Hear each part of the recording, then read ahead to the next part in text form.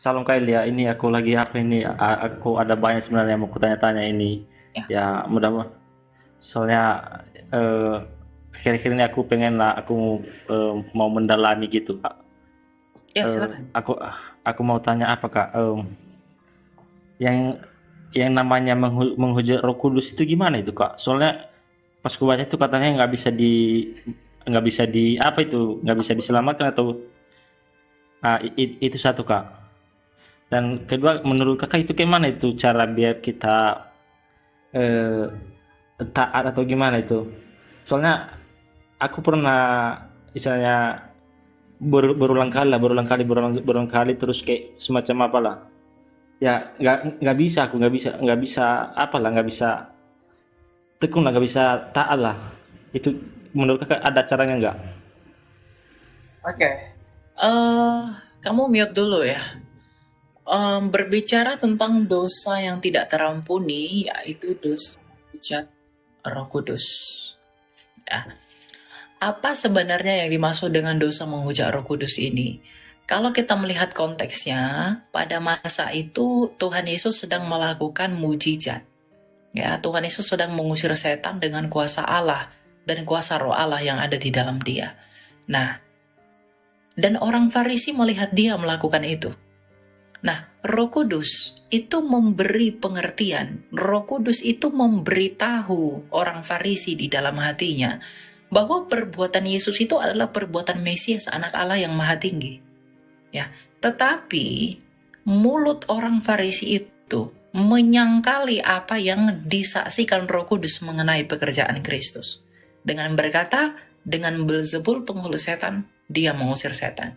Artinya, orang Farisi ini menolak untuk menerima inspirasi dari Roh Kudus untuk percaya kepada Kristus dari apa yang dikerjakan oleh Yesus Kristus. Jadi, dosa menghujat Roh Kudus itu adalah orang-orang yang menolak dan tidak mau percaya kepada Yesus. Itu dosa hujat terhadap Roh Kudus itu adalah orang yang tidak mau percaya kepada Yesus, orang yang menolak Yesus sampai dia mati, itu adalah dosa menghujat Roh Kudus. Ya, jadi bukan yang lain-lain gitu. Eh, Caranya gimana Kak biar kita bisa taat, biar kita bisa lakukan apa sejauh mana yang sudah kita tahu mengenai firman Tuhan, biar bisa kita taat yang apa yang menjadi larangannya supaya kita nggak melakukannya Kak. Mendengarkan firman Tuhan dan merendahkan hati dan melakukannya. Itu saja. Tidak ada tips-tips. Ya, Bagaimana?